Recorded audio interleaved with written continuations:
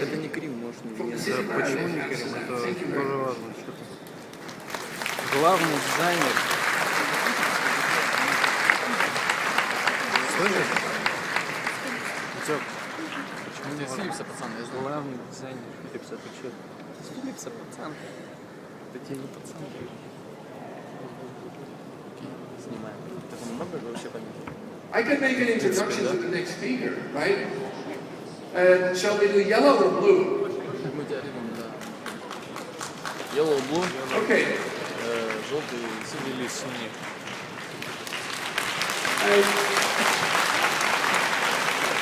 Ladies and gentlemen, I'd love to introduce to you Mr. Ross Lascroft from London. Ни хрена себе, чувак крутой, да? Он кто? Maria. I'm very sorry, but the presentation is not ready yet.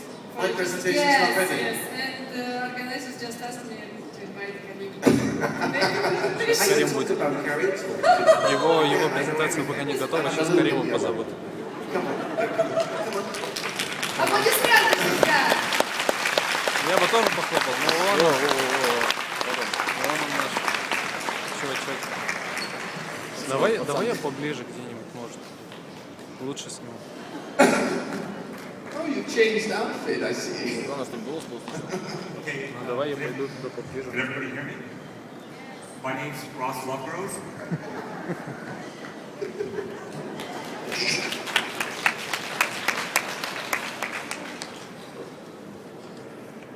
You know, I think that I was here last year, and I don't really remember what I talked about. But I'm going to talk about today, very quickly, because we have a short time, about innovation. And this is Innoprom, so I want to speak about innovation. I'm a firm believer that design is inseparable from innovation. And design is inseparable from technology. And if we look at the history of design, we will see that everything that was iconic or pivotal, from a building to a watch to a chair to a machine to medical equipment, everyone imbued somehow a new form of technology. So when Mark Stamm or Marshall Brauer went to a factory in East Berlin and saw handlebars being made for a bicycle, they made a chair. When Alvar Aalto went and saw plumbing tubes made of plywood, he made a chair out of plywood. So what drives designers and drives really creative people is technology, because technology affords us to do something original. If you do something original as a creative person in this world, you are one of 6.7 billion people. Think about this. Even more so, if you do something original in this world, you're one of the history of humanity. The history of humanity is roughly 400 billion people. So all you all have to do, really, in a sense, if you want to kind of find purpose, is to do something original in this world. And I think that is what drives creative people. But let me just add to that. Creative people are not a small sect of the population. We are all creative because we exist and are born to create. So we create two ways. We procreate by making children, and hopefully we do it in a positive way to evolve humanity. We intellectually create to progress humanity. So ideally, we're all creative. And this is something that's kind of fascinating, and I'll never forget this. My first thoughts of my existence, really, were creation. I remember very well being in London and looking at churches with my father, who was a painter and artist, and we would draw side by side and draw the churches, and he was teaching me perspective and teaching me to draw. And I was so aware of this kind of connection of mind and hand, and the fact that I am going to come into this earth to afford myself to add to it, to be contributors. Designers are not strange, eccentric, eclectic types. Designers are people who shape the world culturally. Basically, you could argue that industrial design is the cultural shaper of humanity. That's what really industry is. And industry is inseparable from design. Design does not exist without industry. Design is not art. I would say design is democratic art. Design is something for everyday life. It touches every one of us. It engages every part of our human existence. There's two forms of design that are taking place in this world that are very fascinating. We have a virtual world where a lot of our resources and our money are going into technology that you could argue is immaterial. The immateriality is very interesting because the immateriality is a bit of a master plan, if one believes there's a master plan of human existence. Why is the world going immaterial? In order for the world to survive. We've reaped resources out of the earth, we've depleted the earth, we're destroying the earth from the physical, you could argue, and the mechanizations of the 20th century. So really, industrial design was based on industrialization. Globalism is really based on the virtual world. So you could argue that the reason this virtual world has come around is because, hence, to quote Mies van der Rohe, more is less. Meaning that we will have less material and greater human experiences. So here I'm going to draw a schism. 100,000 years of the analog world of humanity, 27 years of the digital age. It's fascinating, this. It means that we are at the beginning, the abecedarian moment of the digital age. In other words, we are like cavemen of the digital age. So as much as we think this world is so amazingly, how can I say, shrinking in such a kind of hyper rate because of the digital age, it's only begun. Now, we spend 7 hours a day in virtual space. So we are on laptops, mobile phones, smartphones. We are interacting with virtualism 7 hours a day. When in the 1970s, when everybody complained that Americans were watching 4 hours of television a day, we are now 7 hours in some other place, which really is fascinating because what it means is in the virtual age, in the last 27 years, we don't live anymore in a static world. We live in a kinetic, dynamic world. Now, I'm going to just give some examples of analog, digital. 100,000 years of analog. Heavy. Permanent. 27 years in the digital age. Light. Temporary. Digital age. Disposable. Digital age. Hyper-experiential. We can have greater experiences with less. It's fascinating. So I think to myself as a designer, if I design physical things, is there any way that I can compete with the virtual age? Could I make a physical object that's as interesting, as seductive, as engaging, as globalized as the virtual age is? Can I do that? I don't know if I can do that. But the reality is we still need a physical world. The reality is that we still spend the rest of our time outside of engaging in the virtual, a physical existence. And we will always need a physical world. What else? Well, if I go into a hotel room and I sit there in my little room and there's a massive piece of marble coffee table, I can't help but I look at it and I think, oh, analog. Why? Why do you go into Carrera, dig out a huge piece of marble, spend an amazing amount of energy and an amazing amount of time to cut a piece of marble, to ship it around the world and polish it and finish it and carry it into a hotel room and put it there? Permanency. We no longer are interested in that. As far as we're concerned, that coffee table, frankly, should be something that almost floats. Because all that's there is to support a few objects.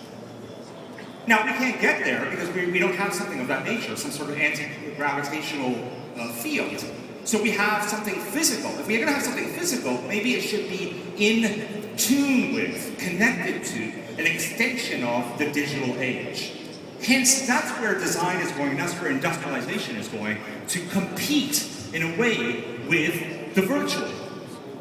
So in turn, we've heard all kinds of things like manufacturing on demand. Perfect. To compete with the virtual. I need an object, it's either made for me in my home, it's made for me around the corner, it's produced and delivered to you locally. You don't ship anything around the world anymore. Saving energy, because the virtual age saves energy. We just heard Roger speak about lighting. Well, lighting, you know, as in the last 20 years has changed so drastically that even now, I don't know about the rest of the world, but in 2015, the incandescent bulb is not allowed in New York State anymore. Why is it not allowed in New York State? Because it's consuming far too much energy.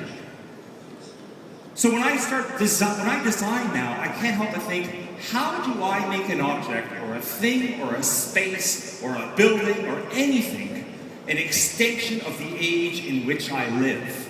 And creatively speaking, I am inspired. And I am inspired very much like we would argue that the French futurists were inspired, or the Italian futurists when Boccioni painted a light bulb, or when the Russian constructivists were inspired of the time of the technologies of the time. I'm inspired by the technology of the time. I'm inspired by how I can make something that makes complete sense socially, behaviorally, economically, etc. Now let's just talk about another thing about industrial design and design in general is, and innovation in general is. A machine now can make anything. Basically, it's gotten to the point where years ago, 1983, Ettore Sosa said that the machine used to control us, now we control the machine. Exactly. Meaning we control the machine, that if you have imagination, if you have ideas, if you're creative, which by the way, every company now in the world, the only thing that differentiates themselves is design. And design, you could argue, is the great brand differentiator. We cannot differentiate a brand in any other way but design. But remember, the design is not an aesthetic, how can I say, profession. Design is beyond the visual, beyond the tactile, it's sensorial, and it's a part of human extension of our human being and our human existence. With that said too, design is business. And I always say that really, business is inseparable from industrial design, and industrial design is inseparable from business. That you can't have the two that are apart. Now I'm going to go back to the kind of virtual and analog, just to finish my talk quickly, is what else was interesting about, or let's say banal now, about the analog world? Historically, I think we as human beings believed that materialism was going to create some sense of immortality. Meaning that I was a pharaoh, buried with all kinds of gold, because I could then in turn live forever. We now know differently. In fact, we now know the opposite. We now know that the less we have, you could argue, the richer we are. That the less we have, the more luxurious our life is. That luxury is no longer physical anymore. That it's not the marble coffee table, a diamond, a Rolex watch, any of this. What is luxury is free time. Luxury is creativity. Luxury is allowing every one of us, as we come into this planet as a child, to create and participate in our creation and contribute to the rest of humanity. So in turn, you could argue that we are all here to shape a better world and to create a better world and to progress humanity in the right direction. Analog, permanent, digital, temporary. We also know that we exist now by temporary experiences. That maybe we have an object with us or a thing with us that's momentary, that affords us the most beautiful, poetic, engaging, experiential moment, and then it's gone, dissipates. Analog, static. Every day when you open up Google search, you'll see a new logo. There is no more logo. The idea of that as a brand is banal and analog, meaning that it doesn't care anymore what the logo is. Because a brand has to continue to kind of tell the world that it's evolving, moving, changing forever. So I was meeting with a new airline company, and they asked me to create the brand identity for the company. So I showed them some technology where on the wing of the plane, the logo could be moving in 3D all the time, because it shouldn't be static anymore. The airline industry is not static. The whole airline industry is about moving perpetually. So we have to kind of throw out the whole notions of the 20th century. And I believe so much in this schism that I actually feel that the 20th century is not really relevant anymore. That where and what is relevant now is this kind of new dematerialization, which I find absolutely beautiful, poetic, fascinating. When I design cosmetics and work on cosmetics for Prada, my immediate reaction is I make packaging that when you open it, You use it and then it dissolves in water. So it's kind of eco-packaged. I remember doing that about 15 years ago. Now we have that. We have dish detergent. You put the little capsule in, it disappears. Basically, this is the kind of world we're creating. We're actually, in other words, packaging with nothing. That's the new digital age we live in. So when you sit down with pencil on paper or on finger on iPad, or however you draw and however you start to think about ideas, you have to kind of resonate the fact that I really need to create ideas that are completely relevant for the culture in which I live now. Which then means that design is not anymore about looking into the past for inspiration. And I think this is a big turning point. When we look into the past, we call that to be inspired. It's not inspiration, it's appropriation, it's derivation, it's copying history and reviving history. Hence, nostalgia is irrelevant, and hence the past is pointless, and hence the past only will hold you back. That's it, really. One more thing, last thing I'll say about the virtual, and I don't really know where my times are, because all I know is they told me 20 minutes, so I'm just talking as fast as I can. But anyway, let's talk about, for a second, go back to this kind of notion of analog and virtual. Analog world. We design everything in plan, section, elevation in 2D. Imagine, I was brought up that way, with these primitive tools to draw in 2 dimensions. So think about this. 100,000 years of humanity was designed in 2D. And what did the 2D world give us? The 3D world we live in. Hence, the 3D world we live in, to go back to the quote of Descartes, is Cartesian. The reason we created a massive grid around the world is because we were drawing in plan, section, and elevation. So if the 2D process and methodology created the 3D world, hence how really kind of you could argue banal our entire physical world is. What's happening now? Why are some beautiful projects around the world? Why are some people really pushing boundaries? Why is somebody like Ross pushing boundaries, or Zaha Hadid, or my brother, the architecture you saw, or myself, and I'll put myself in that too, because I am interested in not working in 2D to create 3D, but to work in 3D to create what? 4D. So if I draw in 3D, I will shape a fourth dimensional world. And what is the fourth dimensional world? The fourth dimensional world is time. Fourth dimension is time. And what is time to humanity? Human experience. So you want to create an experiential world for humans? Because we haven't in the last 100,000 years. We will, and we are doing it now. So analog, 2D, virtual, design in 3D. In turn, you shape 4D, and you can then shape a beautiful, soft, organic, amorphous, non-stop world. Thank you.